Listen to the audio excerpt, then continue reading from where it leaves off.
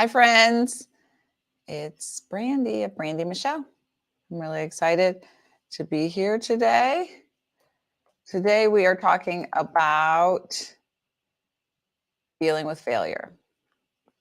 We're going to talk about how we think about failure, how failure shows up in our lives, and I'm really excited. While we let a couple more people join on the different platforms, let's first just give a little bit of a reminder of who I am and the work that I do. So, Brandi Michelle focuses on happiness coaching. So we coach people who feel as though their achievements and their success hasn't really allowed them to be happy in a way that they wanted to be, that they want to be, that they desire to be. And we help them shift that paradigm from believing that happiness will be an outcome of your achievements, an outcome of your success. And instead, we may help you make happiness a goal unto itself, right? With tangible objectives and things that you can do to actually increase your happiness set point, much in the way that you call in all your other success into your life. You can increase your happiness set point using my unique and proprietary process base, where we kind of assess your beliefs, your current alignment, how self-aware are you of what's running through your head, your own programming, and then also help build emotional resilience. One way that I use my proprietary process is through my program called The Joy Blueprint. It launches on the first Monday of every month. So it's launching this coming Monday, September 4th. I've put the link right here in the bio so you can take a look at it. And I would love for you to join me there. There's 20 lessons, there's an online community, and there are weekly coaching calls for the first month. The content is available for you to move through over the course of 90 days. And the people who have taken it and are currently in the program are finding tremendous success. And I'd love to meet you there. All right, you can find out more at the website. Also on my website, www.brandymichelle.com, you can learn a little bit more about who I am and how this work works. But also, you can sign up to receive my journal entries, which are published on the 1st and 15th of every month. So we'll have one this coming Friday. And they're really insightful, similar to the lives, but you can read them. Okay. So let's talk about failure, right? So I will tell a little story. When I was an athlete growing up, anytime that I would lose, I would get really like over the top upset, which I can say looking back, but in the moment it felt normal. And my mother would always say to me, well, think about all the other girls who just wish they could be in this position. And I would very rudely respond that I didn't care about those people. And I would like on this loop, right? Now, let's pause to note that I had a ton of success as an athlete. And so I just could not figure out how to navigate the failure part of it, right? I was just out. It was like an out of body experience, right? So today I want us to shift a little bit together, right? Like failure isn't really the end. It's a beginning, right? It is a stepping stone towards aligning to your true potential. And it is through failure that we learn. It is through failure that we grow. It is through failure that we get a lesson that moves us closer to who we are meant to be, right? So over the next kind of 8 to 10 minutes, let's talk a little bit about kind of how society perceives failure, how we can be on that hamster wheel that I often talk about in these lives, the shift that we can make, kind of coping with failure, And then I'll give you a couple exercises that you can use in closing, right? So first and foremost, we have this idea as a society, especially in America, right, that failure is negative. It is something to be ashamed of. Now, we have all these conversations around failure, much as we're having this one today, where people talk about failing forward and embracing failure, right? But many of those conversations, including this one, are so necessary because there still is this perception of failure as not positive, right? And one of the many reasons why we have this kind of negative perception or shameful even perception of failure is because we are chasing happiness, right? And we're chasing happiness through success instead of having our own path to happiness. We believe and we get on this hamster wheel of success and achievement, and we are in constant pursuit of the next success. And we believe that the next achievement, right? So when I remember running track in my freshman year of high school, I didn't make it to the finals for the 200 meters. And there was someone older than me who made it to the finals, and they came in third or fourth. And at the time, as a freshman, I reflected that I could not understand why they were so upset, because they were still all state and this was still a miraculous achievement and how amazing it was. And then fast forward my junior and senior year of high school, I came in second both years, right? So the woman who beat me my junior year, she graduated. And so I was the heir apparent to be the long jump champion as a senior, and lo and behold, I came in second again, and I was beside myself. So it was like a mirror image of this same person that I saw as a freshman and thought, wow, if I were in that position, I'd be so happy. And there I was in that position and not happy at all. I was so upset. I had choked. I hadn't shown up as my best self. It was the end of the world as a 17-year-old, right? So there I was in this space, but it's because, right, like even as a teenager and now as an adult, we get to this place where we believe that achievement will lead to success, and we believe that that achievement needs to grow, right? So since I was second as a junior, I needed to be first, and then in the future, I would need to be even more successful, and all of those things will lead to happiness, but they don't. And we don't ever really step back and have enough self-awareness to say, oh, I believe it's just this next thing, but it's always been this next thing that will lead to happiness.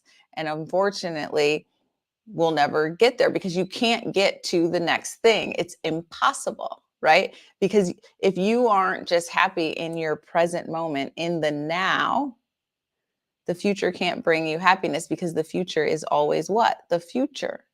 You have to learn to be happy here with who you are as you are, and not project happiness as a future experience in order to really live a happy life, right?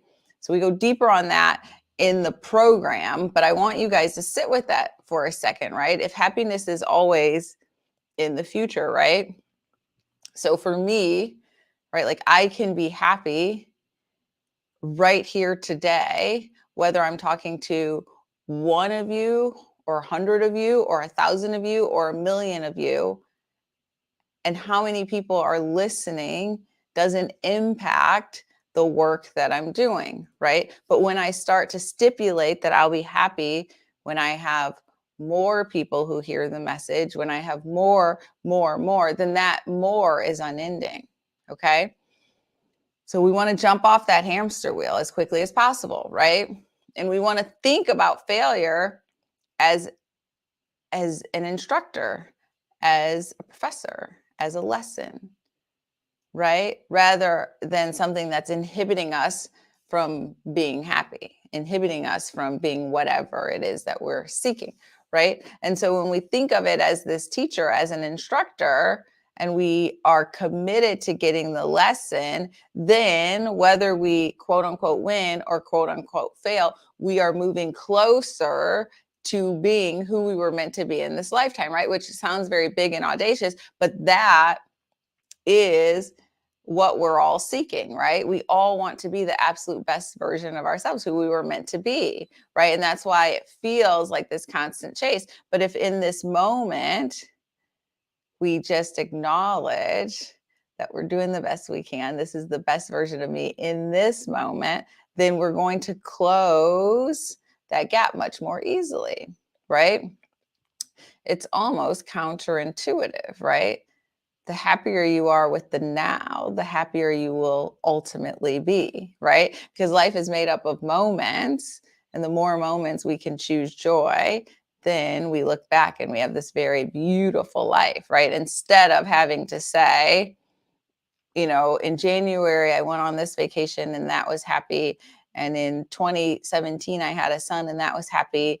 And in 2018, I became, VP of XYZ, and that was a happy moment, right? We just say, no, life is pretty great, right? So it's a shift in perspective, right? And so we shift that perspective, we make happiness a goal of itself, then we're going to have a different perspective of failure, right? Isn't that beautiful? So now that happiness is this goal, instead of achievement being the goal, then we can choose happiness. We can do work around increasing our happiness set point.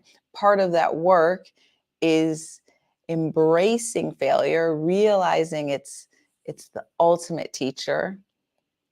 And then we grab that lesson and it doesn't feel so heavy. It doesn't feel like a life sentence. We actually say, oh, thank you. Because how can I evolve without lessons? My evolution is tied to having these really beautiful lessons, right? So let's clearly move through kind of the 4 R's of coping with failure, right? So I want to get to that point where we see it as a lesson. The first step is really recognition, right? Just admit that you didn't meet the mark. Recognize it, accept it. It's the first step. We actually end up having so much sadness in our life around many, many different things because we're ruminating on it, we're reflecting on it, but we're not actually just feeling the feeling and moving through. So if you acknowledge, I didn't meet the mark, you accept it and you move on, right? Then you move through that wave of emotion and you get to the other side. But what we do is we cause these things to linger because we won't just kind of like acknowledge it. So recognition is really our first step. Then we want to have like this brief reflection. Look inward and ask, what can this experience teach me? What am I meant to learn from this? What am I meant to gain from this? And the sooner you get it, the sooner you can move through as well, right? And then we want to reframe, right? So we've got recognition, acknowledging that we didn't meet the mark, accepting this failure. We reflect on it. What can this experience teach me? What is the lesson here? We reframe it. We shift our mindset.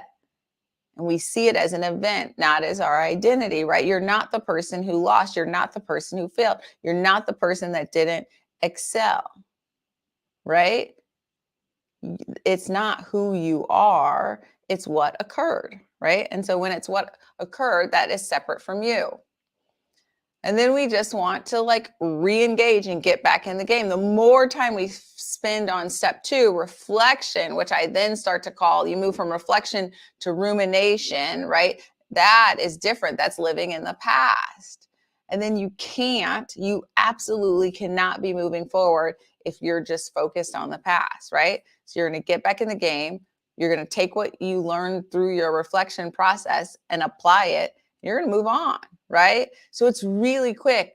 Recognition, reflection, reframe, re-engage, right? It's so quick.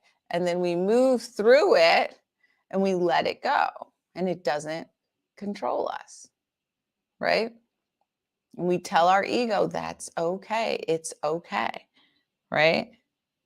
And so a couple things that you can do is around the reflection step. So step 2, right? So we want to kind of be really present. We want to use the power of our brain to quickly ask our subconscious, what is it that I was meant to learn in this moment? And the first thing that comes to mind is the answer. Don't use your rational, conscious mind to figure it out. Just like go deeper, one step deeper, and reflect. Look inward and ask, what am I meant to learn? And this mindfulness is going to teach you to have connection, better connection with yourself, with your intuition, with your knowing, right? And then the second exercise, and you don't have to do both every time, but the second exercise is journaling, right? Write down your thoughts to create a new narrative, what you would want to happen instead, right? We can prime our brain to attract experiences that we're looking for. So you want to do that in this moment. Okay. So in closing, failure isn't our enemy. It's our friend. It's come to teach us a lesson. It helps us grow. It helps us evolve. We cannot always win. I'm going to say that twice for those of you in the back. We cannot always win. We can win often. We can look at failure as though we're winning because we learn the lesson, right? But there's going to be bumps in the road. That is what makes us human. Otherwise, we would be kind of perfect. And so I'm challenging each of you to try to face one of your fears of failure this week, right? Journal about it. Look back on something. Quickly reflect, not ruminate, right? And just really understand what you were meant to learn. And in closing, I hope to meet you all here next week to talk about our next topic. For now, if you want, you can join me on Instagram on Friday, where we will talk about anything you want to and ask me anything. Please head over to my website, www.brandymichelle.com, and sign up to receive my journal entries on the 1st and 15th of every month. And until next week, be well. Thanks for joining. Bye now. Oh, I forgot to mention, if you ever have any questions or comments about these topics, always drop them in. And even if you drop them in later, I'll go back and read them. Okay. Bye for now.